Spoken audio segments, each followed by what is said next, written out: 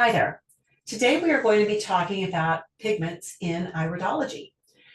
And as we do this, I want you to keep in mind that the purpose of these mini classes is to help holistic health professionals see the value of using constitutional iridology in their client work. If that is you, stay tuned till the end. I'm going to share with you information about the Dynamic Iridology Assessment System program that is coming up in January. So what I want to start with is who needs to learn iridology and how will it help you in your work? My name is Judith Cobb. I am a master herbalist, natural nutrition clinical practitioner, and a certified level 3 iridology instructor through the International Iridology Practitioners Association. I've been a holistic wellness coach since 1981 and a holistic wellness instructor since 1985. You can do the math, figure out how old I am from that, knowing that I started quite young. I specialize in teaching health professionals who already have an anatomy and physiology course under their belt. I want to teach them, I teach them the art and science of iridology and how to apply iridology in their clinical work. Today we're going to be talking about pigments. And again, I want you to stay with me to the very end so that I can introduce you to the upcoming course.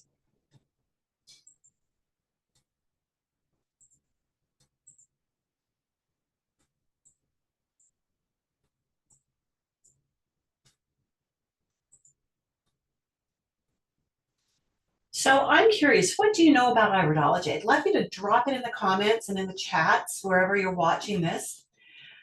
And what have you learned about pigments? What have you heard about pigments? You know, a lot of people talk about, well, iridology tells you what's going on in your body and you can diagnose disease from it. And I'm going to tell you that's not right. But we can get a feel for the genetics and the epigenetics of the body. The eyes help us to understand why a client has symptoms. They help us to understand the pathway that the disease process is taking. And when we see pigments, they teach us about organs that are out of balance and that want to create stress for other organs. Iridology is an assessment tool with its roots in ancient cultures like Egypt, China, Greece, and India.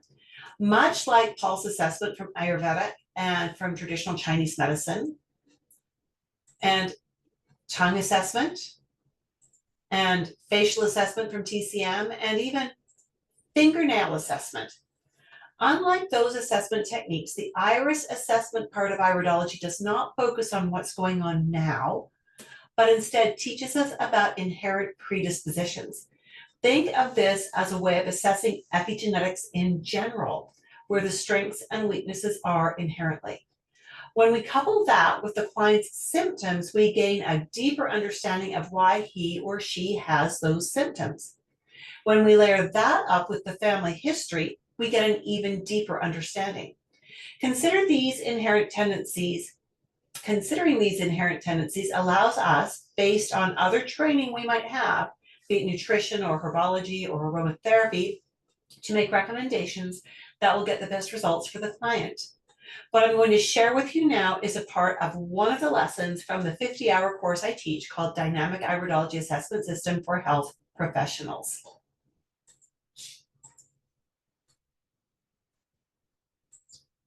Each pigment color means something different, sometimes slightly different, sometimes very different. Remember, every computer monitor, tablet, phone displays color differently.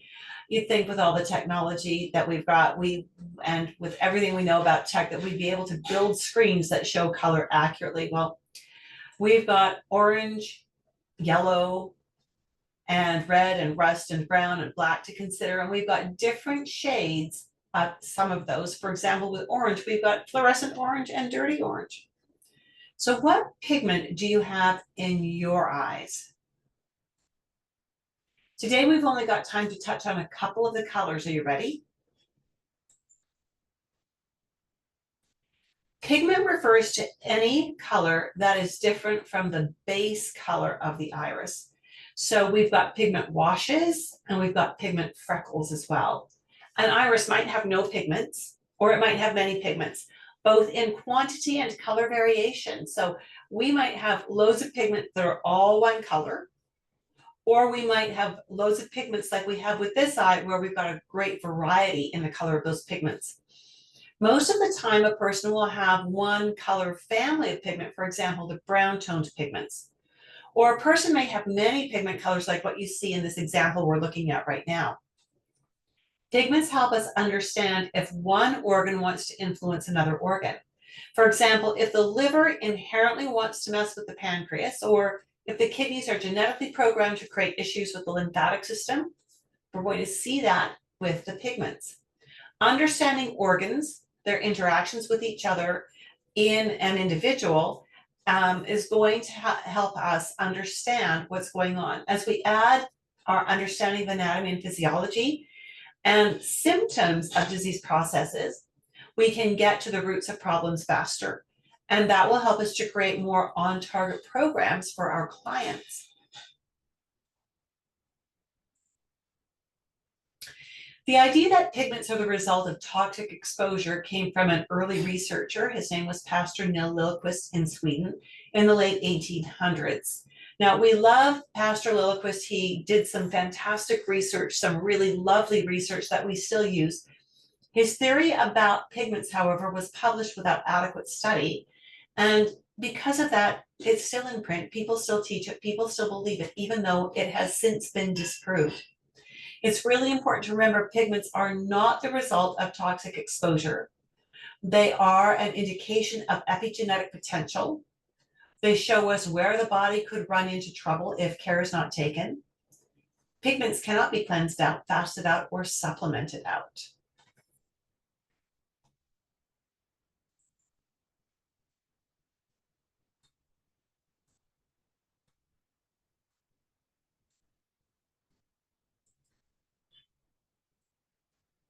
Testing 1, 2.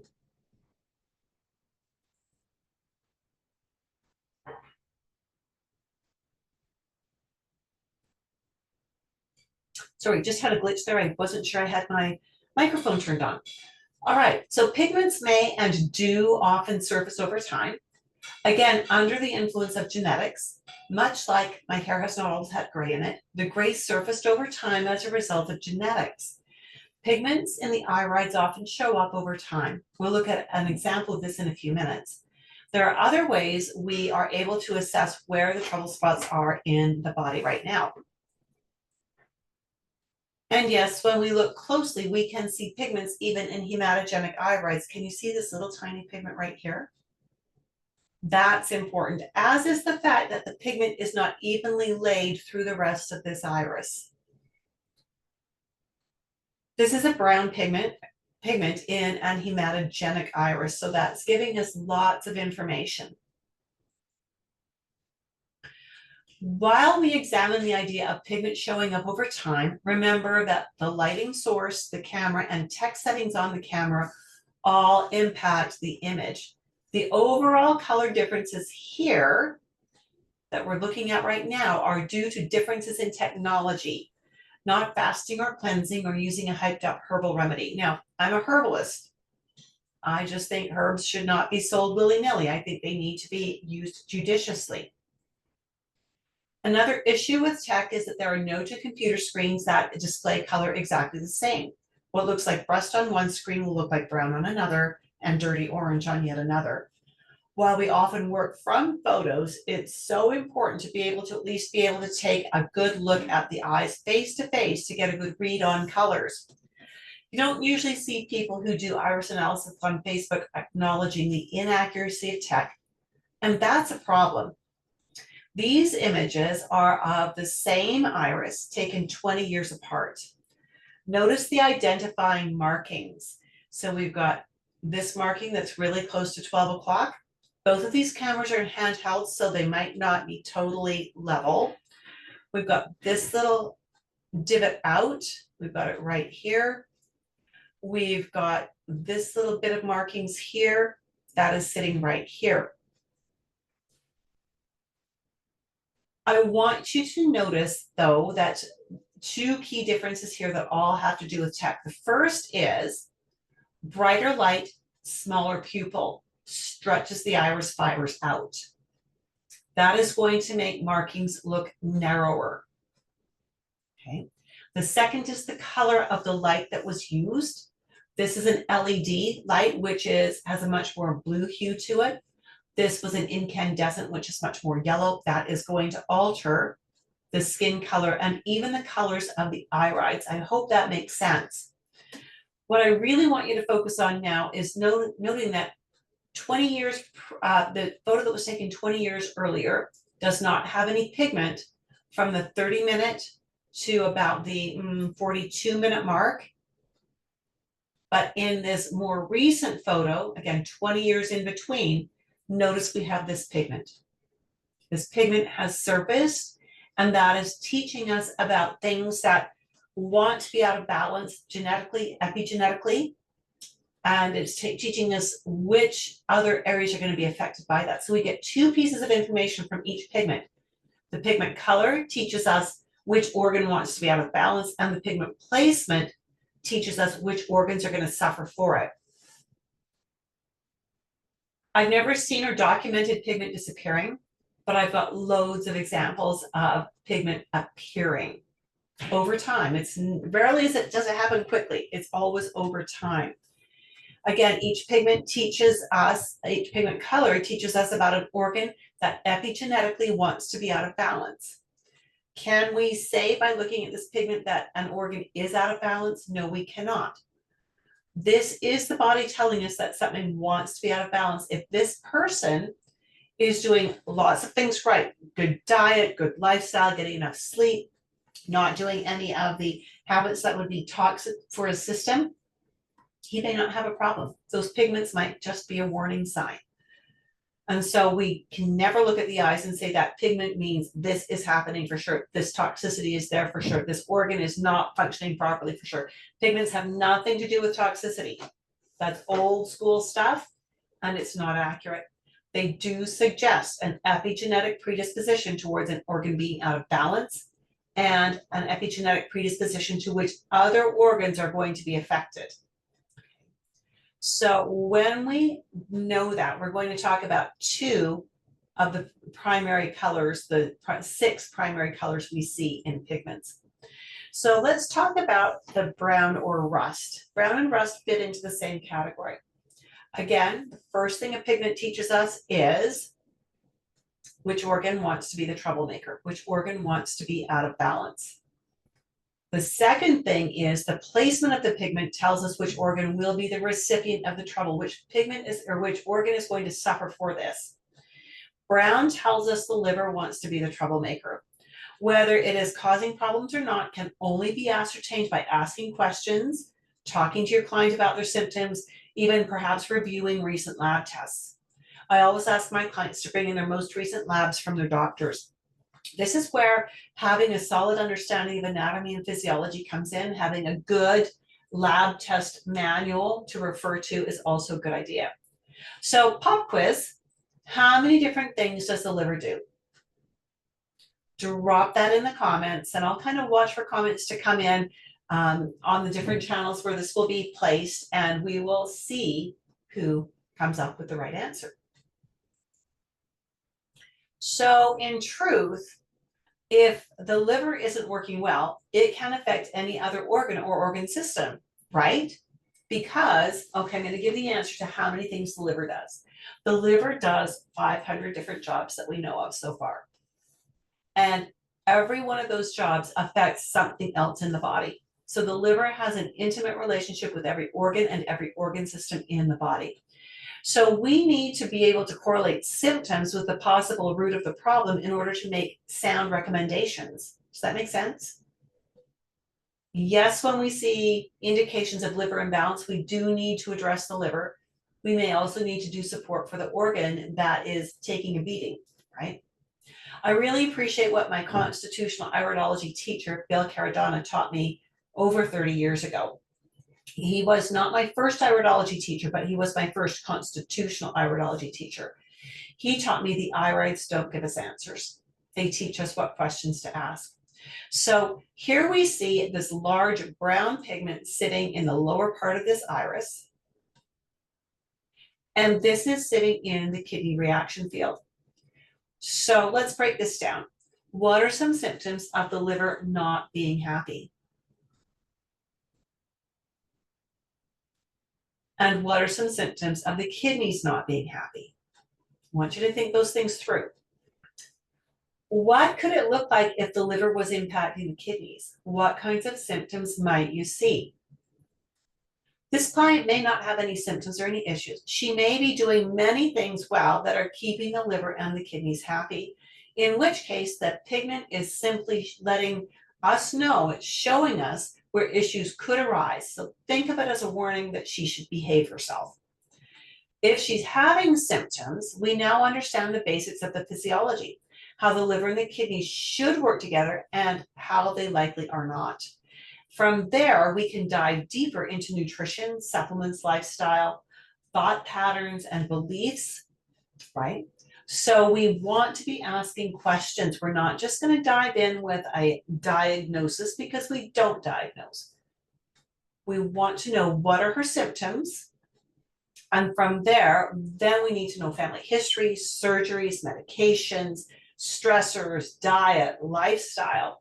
That helps us to understand why she's got symptoms. When we add the markings on top of that, we can then understand at a deeper level why she's got symptoms and what we can recommend to help her. So this is how I teach iridology. I introduce the concept, then I apply it in practical cases. The goal is to teach practitioners how to think through an iris assessment, not how to do a paint by numbers assessment. Sometimes the pigment is a wash of color rather than a specific freckle. The same process applies. So consider the color of the pigment. So let's take this big patch here, for instance. Consider the color of the pigment and the placement of the pigment. This is where you need an iridology map. What influence could that organ of origin, that troublemaker organ, have on the organ of destination or the organ that's receiving this stress? Always start by asking your client about what they want help with and what their symptoms are. If you know your anatomy and physiology well, this should begin giving you a framework that will help you know where to focus as you assess the irides. We never assess an iris without some background info. Iridology is not a crystal ball. It is an assessment tool, and it is best used with other assessment tools. Again, this is how I teach iridology. I introduce the concept, then we apply it in a practical case. The goal is to teach practitioners, again, how to think through an iris assessment, not how to just match markings up with areas on a map. So for example, we've got a lot of brown sitting right up here. This is the brain area. How would the liver impact the brain? If you're familiar with traditional Chinese medicine, they talk about the liver as being the seat of all depression. This is a young man who has struggled with depression for many years, off and on. So a common question then, and we've kind of answered this once already with an example, is can you see pigments in a brown iris? And the answer is yes, you can, sometimes depending on the eye and the pigment. This eye is not a true brown eye. This is what we call a biliary eye. Other schools of iridology would call this a mixed iris. I want you to notice that we've got lots of brown splattery pigment in here. Looks like someone literally took paint on a toothbrush and went across the screen and it did the splattery thing. So this is a female, she's in her mid-50s, and she's a flight attendant. She usually does the long flights and mostly overseas. She typically flies 4 to 5 days at a time, and then she's home for quite a while. She would like to lose 20 pounds. She has elevated cholesterol, elevated triglycerides. Her hemoglobin A1C is edging up. She has low energy and her knees ache all the time. So the pigment that we see in her eyes tells us the liver wants to run the show, maybe even ruin the show. Look at how much brown pigment we've got hugging the pupil. And then we've got brown pigment radiating outwards as well. We've got a lot of brown here. That liver really wants to get in there and do things its way, and it's going to need a lot of support to behave itself. The liver is involved in managing carbs, right? And in creating cholesterol. You remember that we create over 80% of the cholesterol that's in our body, and we create it primarily from carbohydrates. The liver and the pancreas work together to regulate blood sugar. So if the liver's not happy, the blood sugars will be dysregulated. The kidneys, we've got, the kidneys are responsible for clearing acid. Now the liver is responsible for preparing the waste materials that the kidneys are going to remove. Now in traditional Chinese medicine, the kidneys control the knees. So they talk about how the kidneys control inflammatory joint conditions. So when we look at this eye, we can see that we've got some yellow. We're going to talk about yellow as our second pigment today. We've got some yellow in here. The yellow talks about the kidneys not wanting to move uric acid out of the body.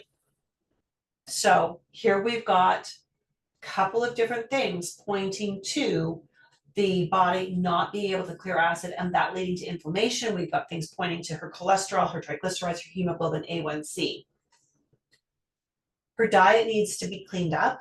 It's a little challenging though, because of course, when she's flying and she's gone for 4 days, she's trying to take her healthy foods with her, which is great. So she packs a cooler with a lot of her food and takes that, and she can warm it up in the oven on the plane, and they often put them up in hotels that have a microwave oven, things like that. So we are really working with her to come up with some really good packable and very healthy food ideas that will help her to get rid of the excess uric acid that she's possibly carrying, to help her get her hemoglobin A1C down and get her lipid panel corrected as well. She's working on it. It's tough, but she is working on it. So I'd love to see what are some of the things that you would recommend for foods in a situation like this.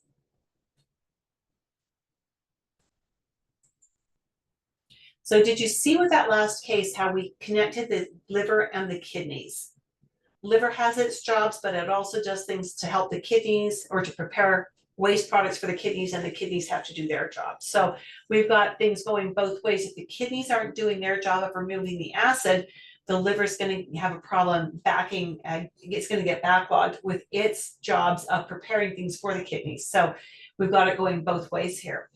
When we see this yellow, this is again is an indication of the kidneys being predisposed to being stressed. They may not want to remove the uric acid properly. Consider this to be an overarching risk of kidney insufficiency. Have you noticed that I've never mentioned once any disease names? We use descriptors. It's more visible, the yellow will be more visible in a lymphatic or in a blue eye, right? And that's an important recognition as well. You might see yellow in a brown eye and it's going to look like golden highlights. Whenever yellow is visible in an iris, either in pockets, so in little clouds or freckles, or appearing as golden highlights, the personal and family history and possibility of kidney issues must come to mind. So the same process applies here. We've got kind of a general wash in many areas of this eye. Consider the color of the pigment and the placement of the pigment. What influence could the troublemaker inflict on the recipient? You always want to start out by asking your client what they want help with and what their symptoms are. Again, if you know your anatomy and physiology well, this should begin giving you a framework that will help you know where to focus as you assess the irides. We never assess the irides without background information. Iridology is not a crystal ball, it's an assessment tool. I know you will see on social media a lot of people who put their photos up and other people dive in there with all kinds of assessment without any background information. And that's not a great way to do iridology. It's not, and we don't do that in constitutional iridology either. What are some of the symptoms of kidneys not doing their jobs fully? What can you think of? We talked about how the kidneys clear acid. And if they're not doing that, we're going to have more joint issues. We'll see a lot more arthritic symptoms. Kidneys regulate the electrolytes. That has a huge impact on blood pressure. So those are just two of the easy things that the kidneys do. So when we've got a client who's got blood pressure issues, we want to be looking at their eyes to see if there are kidney and liver issues, or markings rather. And if we've got someone who's got arthritic symptoms, and they've come in saying, I have arthritis, then we again need to look at their eyes to see what the eyes are teaching us about that. You can earn the right to have arthritis by having an absolutely awful diet and by abusing your body. You can have the right inherently based on your eye color and the pigments in your eyes, right? Because you've got the yellow in your eyes does not mean you will have an inflammatory process going on. It just means you have a higher risk. But again, you don't need to have the pigments in your eyes to develop the problems. You can earn those problems all by yourself. So when we're working with oat straw yellow in an iris, consider asking questions about kidney function, systemic acid, inflammation and arthritis, joint issues, fluid retention, and blood pressure. Yellow, again, is an indication of the kidneys being predisposed to being stressed. Consider this to be an overarching risk, again, of kidney insufficiency. I know I said that earlier, we're just drilling it in. It is more visible and common in lymphatic irides, so in our blue-eyed people. Whenever yellow is visible in an iris, either in pockets or making the entire iris appear green or appearing as golden highlights, the personal and family history and possibility of kidney issues must come to mind. Again, the same process applies. So here we have lots of oat straw yellow. We are going to ask the client what their symptoms are, what would they like our help with? And then we are going to find out about diet, lifestyle, history of surgeries, medications used. We want to know blood pressure issues. I even have a blood pressure cuff that I will have my clients use, and I will have them tell me what the numbers are so that I am not telling them anything, they're reporting to me. And so as we look at an eye like this and we see the abundance of yellow in here, again, it teaches us that this person has predispositions towards kidneys being insufficient.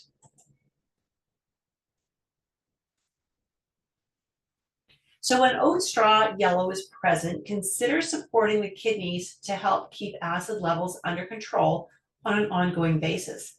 The easiest dietary recommendations to make for correcting acid balance include using a low acid forming diet, especially reducing the red meat and heavy animal proteins, increasing leafy greens, and drinking adequate purified water. Celery and parsley are especially beneficial here. This client may not have symptoms. Again, this client may be doing everything really well. And if the client is doing everything well, they might not develop symptoms. If the client is having symptoms, then we know something is out of balance. And we need to come in and do that investigation into nutrition, lifestyle, stressors, all the good stuff to come up with the recommendations that will have the biggest impact. Does that make sense?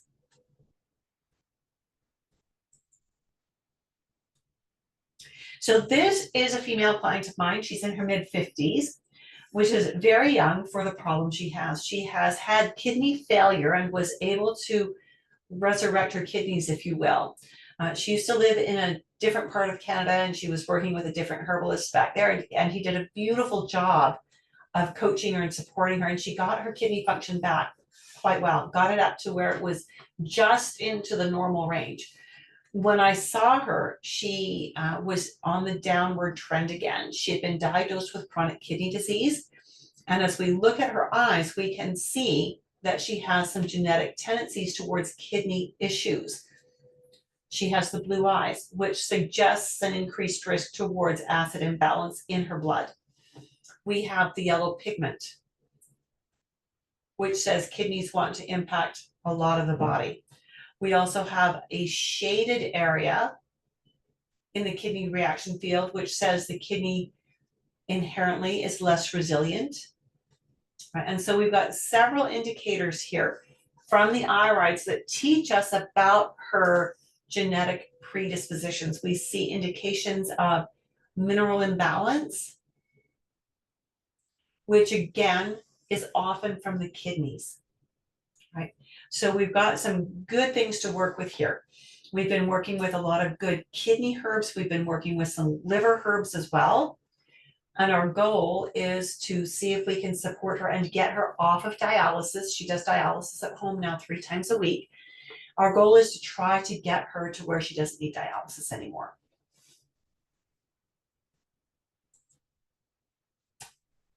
So when we look at her eyes, again, so we're going to pop back here. We've got a bit of a cloudy, funny thing sitting right here, right in here. So let's look and see. When we get a different angle, we see it more clearly.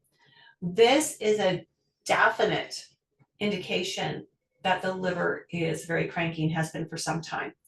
Remember, we talked about how the liver prepares things for the kidneys, right? It takes some of the things that are circulating in our body, some of the toxins, and breaks them down into components that the kidneys can pull out and excrete for us. So if the liver is unhappy, we've also got this edge that I said was about minerals. It is specifically about calcium assimilation or calcium misassimilation. Okay, and that is going to be an electrolyte situation, again, often regulated by the kidneys. We have another pinguicula here. And so this is her right eye. The eye we looked at previously is her left eye. This is her right eye. So again, it's another marking telling us that that liver is cranky, has been for some time, and we want to make sure we are doing the necessary liver support on this.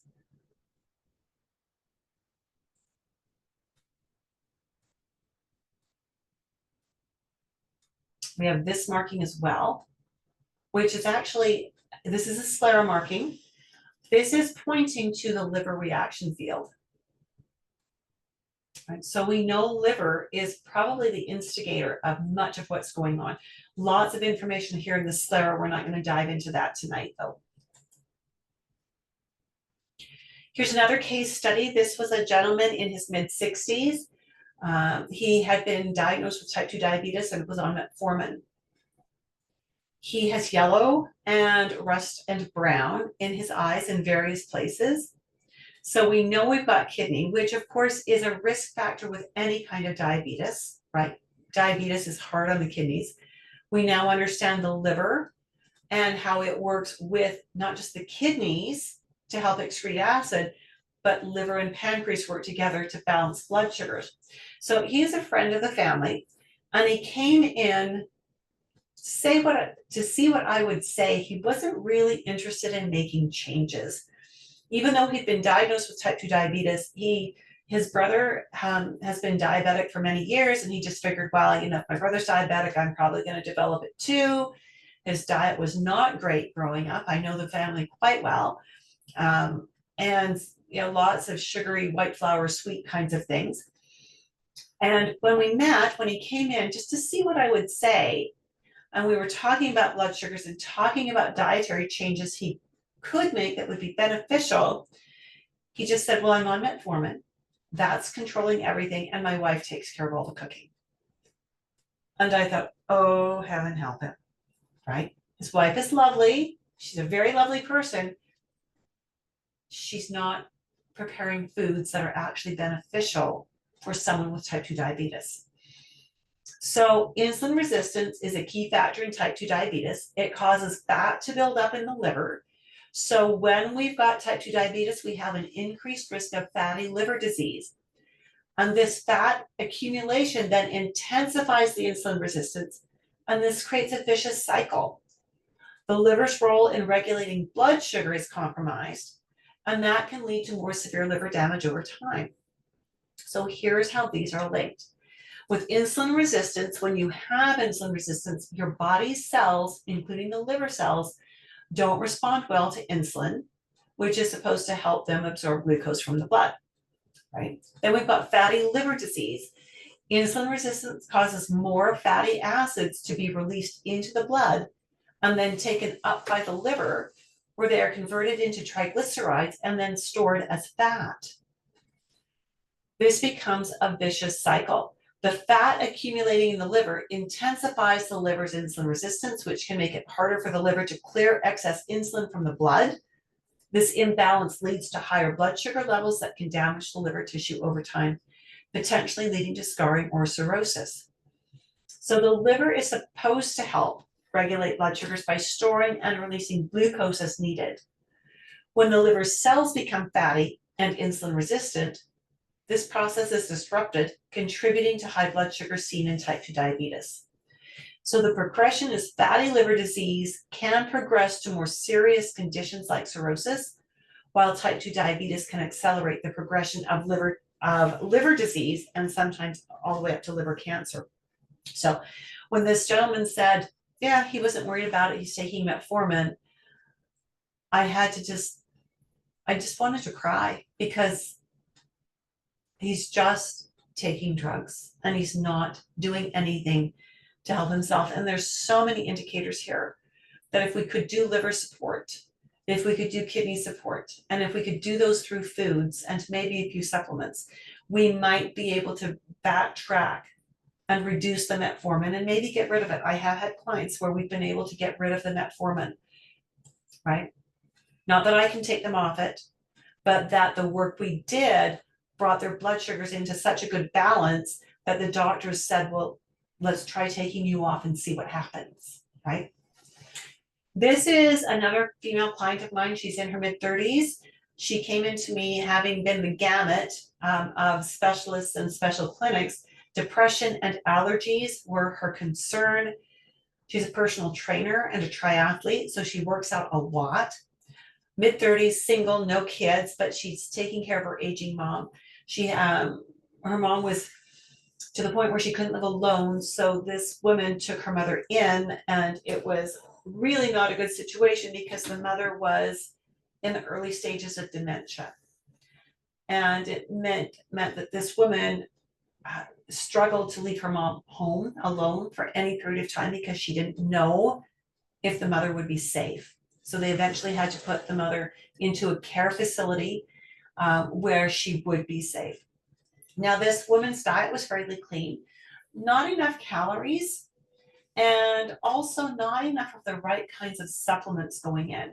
Now, I say that because when you are an athlete, not just your calorie demand goes up, but your nutrient demand goes up. You have a much higher demand for vitamins and minerals and good fats and all kinds of things, right? And so we needed to get some supplements into her as well, and needed to just perk up her diet a little bit with broaden it out with some different food choices that would add to the nourishment palette that we needed here, the nutrition palette. Specifically, we added foods to support the liver, leafy greens, beets. Those are some of your best things to add for the liver. And we did some liver herb supplements as well. When we have this many pigments in an eye, each pigment is not important. Really important to step away from that idea that we have to look at each and every single pigment in there. Look at them collectively. We've got enough brown pigments in this eye, this set of eyes, that we know the liver wants to mess everything up. So first step is support the liver. Second step is find out what the symptoms are. What organs are being impacted? What organs can we see clearly are being impacted? Because they should be supported as well. All right, so we'll cherry pick the specific pigments we want to pay attention to here. We can't possibly give her supplements for each and every organ that is being impacted by the liver, but we can support the liver.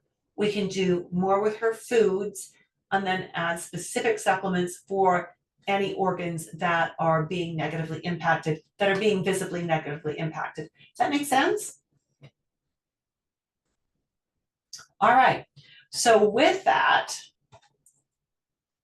the next course date for the Dynamic Iridology Assessment System course is January 28th. Now, if you've been with me for any length of time, you'll notice that that date has changed.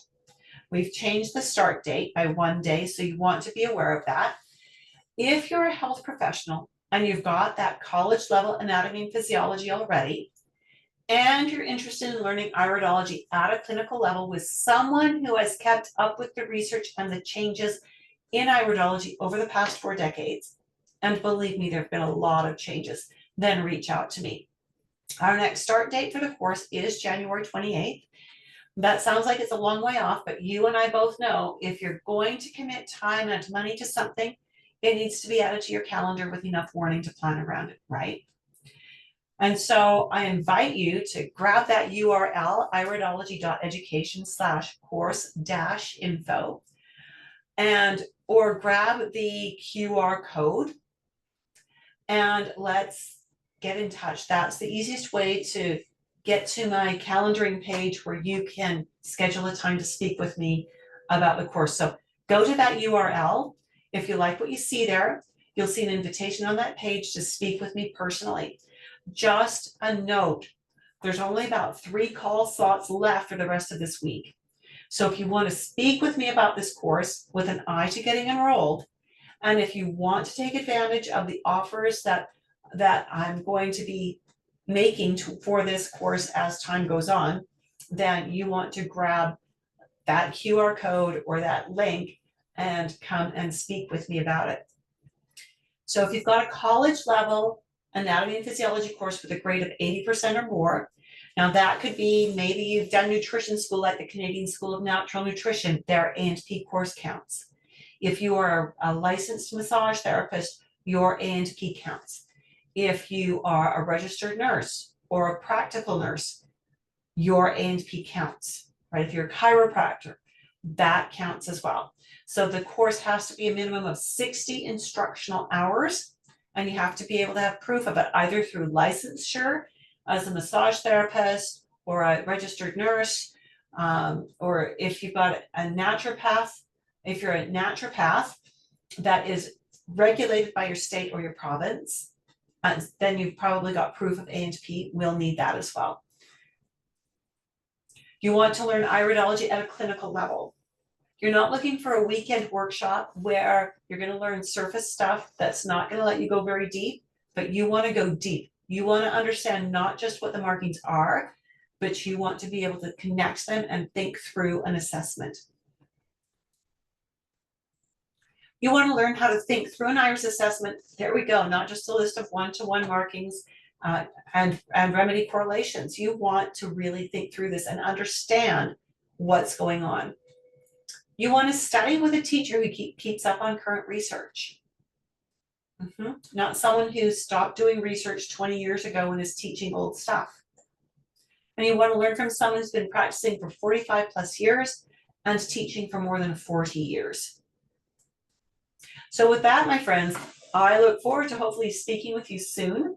Again, grab that QR code if this looks like it fits, or grab the link that you see on the screen, and hopefully we'll be talking soon. Thanks so much. Bye for now.